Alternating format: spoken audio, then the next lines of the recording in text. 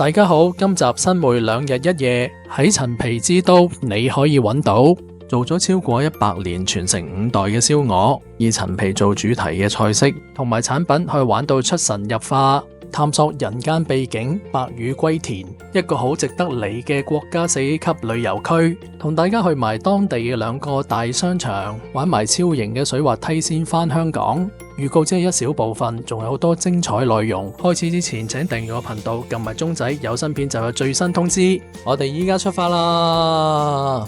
講咗位置同埋交通，新梅其實就喺中山隔離，由深圳灣直通巴搭過去只需要2個鐘。搭高鐵嘅話，可以由西九龍搭到江門站。新梅嘅交通時間比我想象之中短，需時大約2個鐘，2個方法都得，邊種交通方法就跟自己嘅需要而選擇啦。今次我就搭直通巴，落車嘅地點係新梅萬達廣場。講起萬達就係一個大型嘅商場，入邊有4-5層，食嘅玩嘅都有。朝頭早上車嚟到新梅已經係食飯時間，我就喺呢一間餐廳度簡單食咗個餐，係一個牛肉湯飯加3個小配菜，仲有嘢飲。商場就唔係好多人，所以行起上嚟特別舒服嘅。如果有小朋友嘅話，呢度都有唔少嘅遊樂設施。你睇下呢個商場凌空做咗個小飛船，空中嘅足球場同埋彈網、波波池等等，圍住商場出邊亦都有好多小食同埋飲品店。依一天氣仍然好熱，買杯嘢飲超下都 OK 啊！我就喺萬達附近訂咗間酒店公寓，係有房同廳，1晚250蚊。有咁啱得咁巧，樓下亦都係好似萬達咁嘅大商場。房入邊嘅環境喺片尾，大家記得一路睇落去啦。放低嘢，我哋就即刻出發去梁啟超故居，打車13分鐘，免費入場，喺取票處攞飛就可以入去啦。入到去就會俾呢棟白色嘅建築吸引，呢個就係梁啟超紀念館，白色嘅外形。特別之處有條螺旋樓梯連接1、2樓，建築喺水池邊，倒影感覺到古典美，打卡就好正啦。紀念館入口有梁啟超坐喺度嘅雕像，後邊嘅石牆刻咗對後世影響深遠嘅少年中國說。呢個紀念館係由中國建築師莫八字設計，廣州嘅白天鵝賓館、泮溪酒家都係出於佢手筆。呢個係1樓上2樓嘅樓梯，感覺特別有氣勢。啱啱提到呢2個地方喺廣州2日1夜片都曾經出現，如果對廣州有興趣嘅朋友可以睇翻片尾。紀念館旁邊就係梁啟超故居，早喺上世紀90年代已經成為全國重點文物保護單位，亦都係旅客必到嘅地方。故居嘅客廳中間方形露天位置，四周俾禪篷圍繞，陽光照入嚟，有一種舒坦嘅感覺。一邊係主體，另一邊係兒童書室，而兒童書室就係佢早年接受教育嘅地方。入邊竟然有成120平方米，驚訝嘅點係淨係讀書嘅地方都竟然有埋飯廳同埋寢室。再旁邊係人堂，呢個本身係梁家嘅祠堂，後來變成學校，都一併變成文物俾遊客參觀啦。喺梁啟超故居嘅出邊有呢棟黃色嘅建築物，佢原來係茶坑嘅舊鄉府。話說當年要起呢棟建築物，梁啟超個仔梁思成喺60年代翻嚟參與建設，入邊糅合咗中西嘅建築風格，而呢度而家就變成一個露天茶座啦。其實行翻出去搭車中間都有好多呢類陳皮店，新梅係陳皮之鄉，而用陳皮做成嘅產品都十分之多，譬如呢一間有雪糕、檸檬茶、紅豆沙。除咗鋪入邊超多陳皮之外，呢度連陳皮花生都有得賣。呢間鋪頭嘅擺設都好企理。如果陳皮過咗好耐都未食嘅話，最好就打開個蓋，每5年曬一次。呢度嘅梁老闆佢就請我飲咗一杯陳皮普洱，就係咁嘅樣，聞落去咧有陣陳皮味。外形就係用紙包住嘅圓球，我就買咗少少陳皮球普洱，佢仲可以幫我寄翻香港，收翻運費就 OK 啦。好啦，我下一個景點小鳥天堂，搭車只係5分鐘，嚟到售票處買飛，成人1張25蚊。而家嚟嘅地方係喺新梅嘅郊區，喺新梅嘅南邊近新梅港一帶，以小鳥天堂榕樹為核心。入到嚟就係候船廳，係可以搭船嘅。呢度有個石牌寫住人間勝景，令人期盼啊！亦都可以搭觀光船，40蚊一位。不過售票處職員就話今日嘅潮漲位太低，所以就開唔到啦。緊要照樣行一圈，睇翻小鳥天堂嘅地圖，好似一把槍咁樣。點解呢度咁出名呢？作家巴金喺上世紀30年代受邀嚟到新會縣城遊訪咗3日，當佢打算去梁啟超故居，經過小鳥天堂前身鳥墩，見到漫天飛鳥，心情非常之愉快，並且停低架船喺度慢慢欣賞白鳥出入喺大榕樹之中。返到廣州之後就寫咗一篇《鳥的天堂》。由於當時中國處於動盪之中，散文入邊描述嘅呢一方樂土引起當時廣泛嘅人興趣同埋向往。小鳥天堂唔係淨係一個濕地公園，入邊都會有介紹有啲乜嘢嘅鳥類，榕樹同埋陽光作用之下，造成仿似人間秘境。經過咁多年嘅修葺同埋整治之下，小鳥天堂已經變成一個特色嘅旅遊景點啦。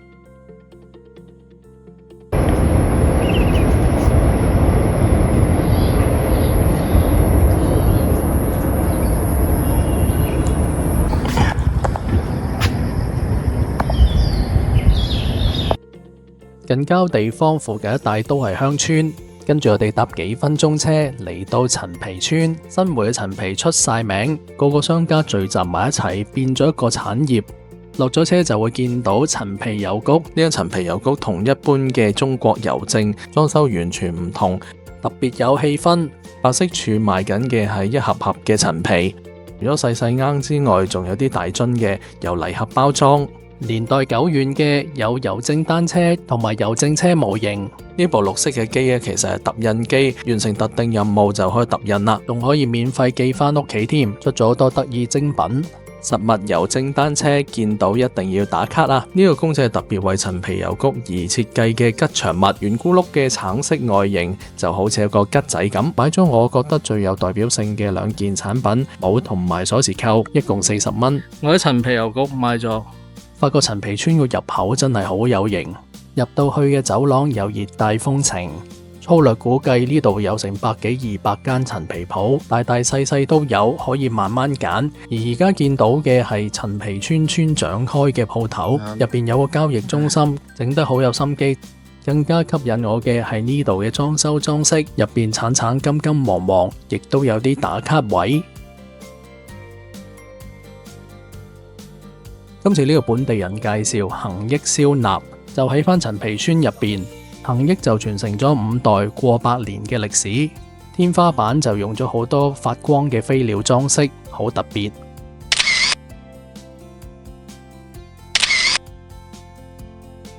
啲味道入晒落去，好正啊！呢個你同埋見到佢個肉咧係紋理好分明，啲燒汁咧係有蜜味嘅，佢有少少似叉燒嘅燒汁，但係嗰啲鵝食出嚟，嗰燒鵝食出嚟咧就有啲臘肉嘅味道啊，好特別啊！呢個肯定係呢度先會有嘅燒鵝嚟噶啦。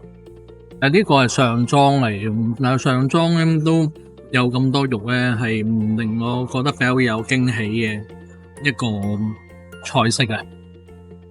試下呢個排骨先。睇下呢個排骨，佢個面係滲咗陳皮粉嘅，佢真係燒咧，但係冇燒燶到，燒得好平均嘅。陳皮粉冇即係滲晒喺面嗰度嘅。咁然之後咧，可以試下咩味先。你見到呢啲排骨咧，佢係有肥有瘦嘅，咁多食起上嚟咧，佢有軟熟嘅，即係咬落去都幾軟熟嘅。咁啊陳皮喺面嗰度。陳皮粉面啊，呢個好食啊！雖然排骨咧，但係我都推薦係可以俾年紀大少嘅人食嘅，啲排骨驚佢哋硬，但係係做得好軟腍嘅，同埋佢係好入味嘅。我覺得呢幾樣嘢係值得嚟食。頭先同埋問咗阿姐，其實呢3樣嘢都係比較多人點嘅。陳皮番茄剝咗皮，滲上陳皮粉，但番茄就好甜，我覺得麻麻地啫。陳皮冰爽嚟嘅透明嘅啫喱，咁啊加咗啲糖水，同埋有啲陳皮粉滲咗喺上邊嘅。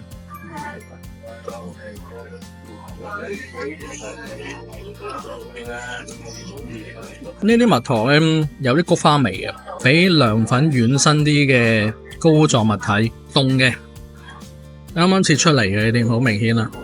佢見到呢係有刀痕。離開嘅時，我先知道原來蔡瀾先生都曾經嚟呢度品嘗佢哋嘅燒鵝噶。依家就返酒店，呢度係新會大榕城酒店，就喺樓上嘅公寓。商場嘅規模絕對唔會少過今日講嘅萬達廣場，有6層樓咁高，仲有一間影城。悶悶地落去打個波或者睇場戲先返上去都有得選擇啊！佢同時係連住一個賣家居裝飾嘅家具廣場，餐廳就集中喺3、4、5樓，選擇都唔少，唔逐一同大家介紹啦。如果你嚟呢度嘅話呢，就可以揾到你啱食噶啦。第二朝一早食咗少少嘢之後，就打車出發，去到當地好出名嘅景點龜峰山。呢個4A 級國家旅遊景區坐落新會城中心北面，由酒店打車過去都係15分鐘。我就搭觀光車直接上山頂，車費28，如果上半山就13蚊。喺車站就係等呢啲綠色車。咁至於山路呢，就係好似呢啲咁嘅車路，旁邊有行人路。車程我計過大約15分鐘，如果要行嘅話，大概個半至2個鐘。朝頭早啱啱落完雨，個地仲係濕嘅。觀光巴中途站係江州第一牌坊，咁旁邊係有一個四面佛，就係呢一個啦，都好高好宏偉。有唔少同車嘅都係喺呢度落嚟呢度拜拜祈福。話咁快呢，我就嚟到山頂啦。好啊，唔該。我想問下天鵝湖咧喺邊個位置啊？就係呢個。呢個好大個嘅，你要沿住路邊邊行都睇到。我要繞個圈咁樣。唔該晒你。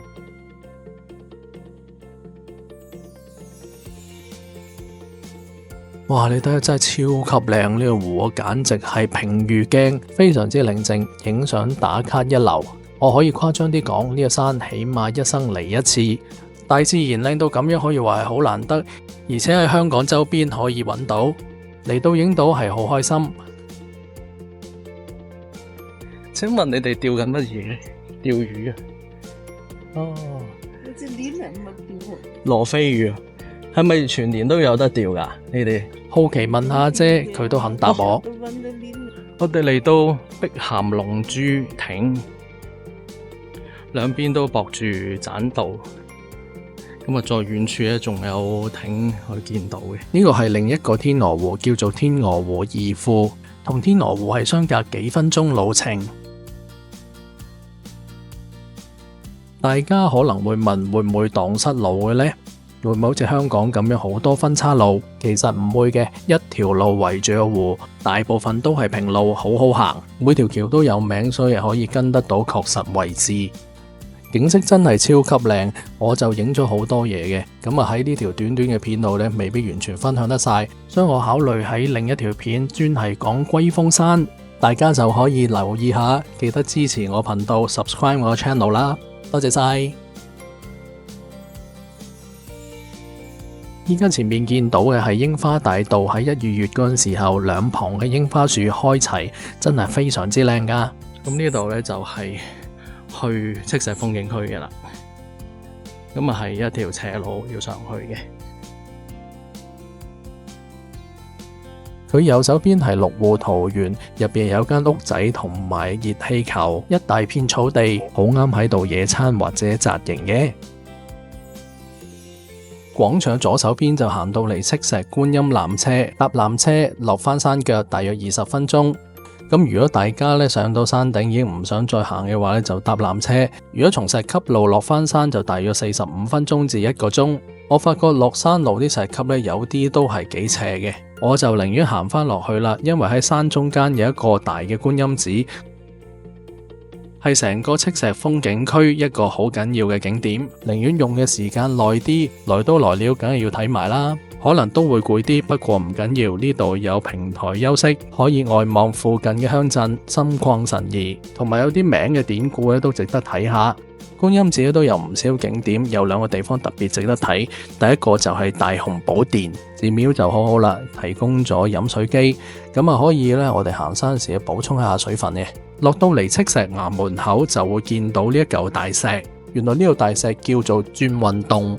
大家又有冇興趣嚟呢度轉下運呢？呢度就有齋堂，提供普通版同埋豪華版嘅齋飯。參觀呢個寺就要靜啲啦，因為有真人喺呢度生活嘅。山腳附近有一間專食河粉嘅茶樓，喺當地有名氣，味道喜宴，咁打車大約12分鐘。酒樓面積好大，經過大大小小嘅分廳同埋玻璃包廂，出邊亦都有幾個海鮮魚缸。有啲咩食呢？唔使咁心急，影咗張 menu 噶啦。等我講埋啲環境同埋食咗啲咩先啦。大廳出邊係水池園林同埋小瀑布，令人感覺開朗。啱啱嚟嗰陣時，成個廳坐滿，樓底都有2至3層樓高，空間好闊落。你睇下，連沖茶工具都有啊，每人只係收2蚊咋，有熱水慢慢斟。其實唔使10分鐘，所有嘢都嚟齊。你睇下呢個河粉呢，成個手板咁大。呢間酒樓每日都會推出一款特價點心，今日就係豬肉丸，佢只係8個8。佢有啲豉油啊咁喺下邊啦，咁啊有生菜啊下邊，咁啊呢度係，食落去咁有啲似我哋食開香港食開嘅牛肉球咁啊，煙韌。彈口嘅，呢個好味嘅，啱啱炒起，有晒煙嘅呢啲，熱辣辣，我中意佢啊，好多唔同嘅顏色，同埋個面咧係滲上咗好多芝麻，咁入邊咧就淨係5種顏色嘅河粉啫，咁啊仲有少少嘅蔥花，洋蔥絲去炒起，蔥啊咁樣嘅。5隻顏色，淨係賣相都加咗分。比起香港河粉，佢幼身啲同埋腍身，炒出嚟河粉呢又唔算好多，咁啊真係啱晒香港人。呢碟河粉係冇肉嘅，清清地，份量絕對夠2至3個人食。如果多啲人嚟嘅話，仲可以叫多幾樣河粉菜式，慢慢試下。旅行最緊要入鄉隨俗，其實冇話邊度好唔好，最緊要合味道。呢個呢我推薦俾大家，呢個叫做龜苓膏腸。首先呢，你見到佢，其實睇到佢掀起咗一層皮，係透光噶，都算係幾薄啊，整得，吸晒成個面嘅。呢個要揾刀切，揾刀切呢個，我哋切蛋糕啦。切體出嚟嘅感覺咧，就好似一隻粽咁樣，佢密度好高。糯米雞，但係似乎以米比較多啲啦，咁樣。咁啊咁嘅樣嘅。咁啊睇下啲材料，入邊嘅材料就係咁樣啦。有冬菇啊，有蝦米。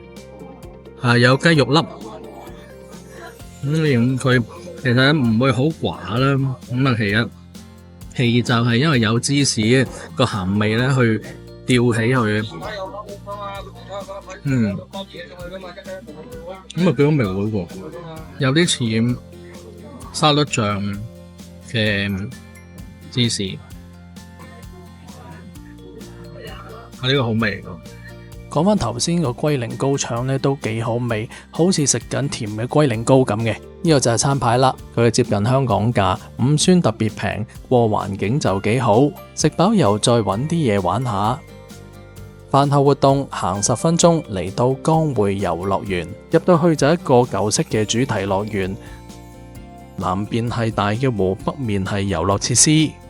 講到最吸睛就係呢條粉紅色嘅滑水梯啦，係成個樂園最新嘅設施，同側邊嘅相映成趣。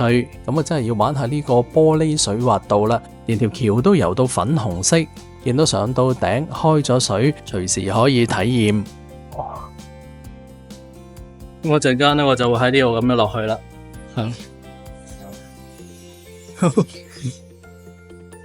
咁樣就坐上去。我坐後邊嗰個，原來要坐後邊嗰個位。如果2個人咧，就一前一後啦。係咁啊，坐，多謝，唔該晒你，拜拜，多謝你，好多謝姐姐 ，thank you。嚟啦，哇，好開心啊！而家係打直咁落，跟住咧就會轉彎噶啦。係咯，微笑看鏡頭添啊，仲要。Hello，跟住轉到嚟咧就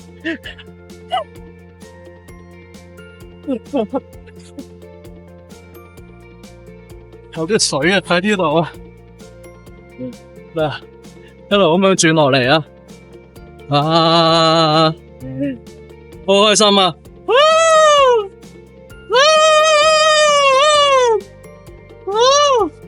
係啊，咁啊捉實佢，係啦，喂，嚟到呢度，到啦我哋，喂，好，上返嚟先，好，唔該，係，唔該姐姐啊，姐姐，啊，就咁樣啊，啲水咧落返嚟呢條坑嗰度。單人30，雙人50，大人同小朋友同一價錢。樓梯旁邊可以俾微信或者支付寶，呢個中度嘅刺激，起碼快得嚟又順滑，滑得嚟又唔會令到成身濕晒。呢個價錢呢，我就覺得好 OK。最緊要係體驗好，職員態度亦都好。成個樂園總共有20幾種遊樂設施，詳細嘅價目表呢就影咗俾大家，咁啊 cap 圖慢慢睇啦。咪走住，睇下今次住嘅酒店房係點嘅先。佢係6樓，成層都係酒店公寓。我住嘅係607，就係尾2嗰間。咁開咗之後，跟住入到嚟咧，插卡先。咁啊開晒嘅。好啦，我哋開始 room tour 先啦。咁個廳咧就係咁嘅樣啦。咁上邊有2盞燈，個燈光好足夠。然之後大門旁邊有一張細嘅台仔，咁啊有埋2樽嘅免費飲用嘅水。咁啊一張凳咁啊可以方便下，有時做下嘢咁樣啦。咁啊有少少掛畫喺度嘅，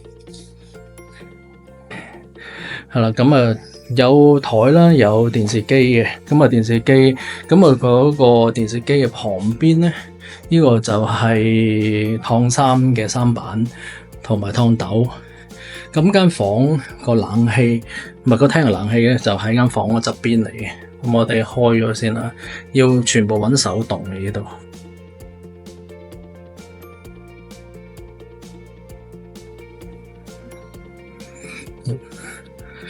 跟住咧，旁邊呢度就係間房，咁啊有呢度係有個晾衫，有個晾行李嘅架嘅，咁啊有個雪櫃，咁啊雪櫃而家打開咗咧，暫時係唔凍嘅，係好。跟住咧，我哋睇下間房啦，呢間房嚟嘅，咁啊開咗燈，開埋冷氣呢度，冷氣。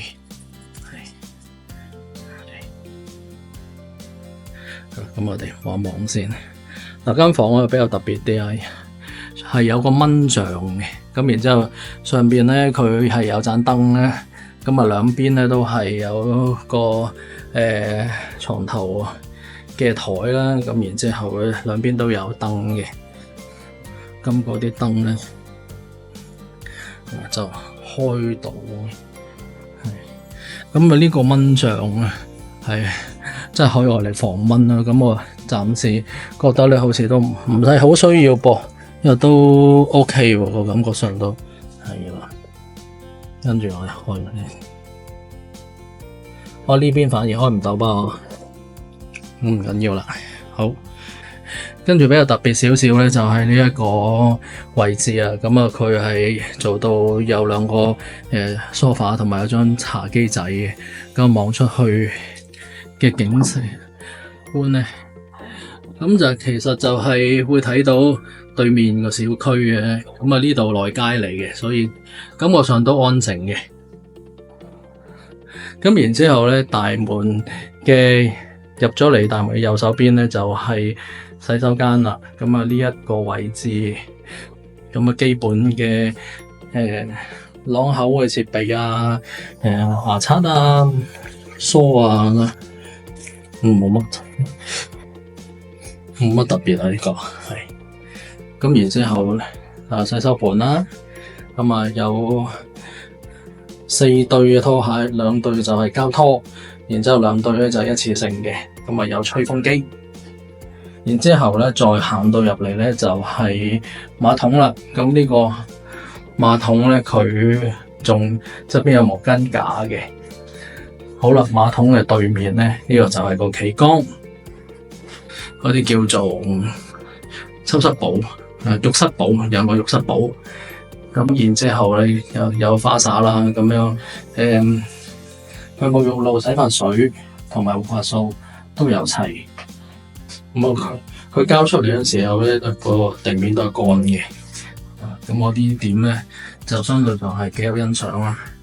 咁但係佢好得意嘅咧，就係呢度再行翻出嚟嘅左手邊咧就係廚房啦。咁啊，廚房如果大家有意想買嘢煮嘢食嘅話咧，呢度就用得着啦。咁然之後呢度就有個傳說中嘅熱水壺，跟住就係花茶啊咁樣嘅。咁如果想洗衫嘅話咧，就喺呢個露台呢個位置。咁啊，熱水爐都有齊啦。咁啊，洗衫有時咁撳咧就開住嘅，有電嘅。咁好啦，呢個位置咧其實就望街嘅。咁啊有即係個冷氣機咁樣。咁呢個位置應該要閂翻埋，因為就冇任何防盜同埋窗花喺度嘅。咁呢個係煤氣嘅水爐，你都見到係有個煤氣錶喺度。今日 room tour 差唔多啦，我哋搭翻車去到新會萬達廣場，直通巴翻香港。發覺回程嘅車翻去深圳灣只係個半鐘，比去程咧就快咗啲。過咗香港關，喺港九新界直通巴有好多地點可以落車，一方面就比較有彈性啦。多謝大家收睇，我哋下次再見，拜拜。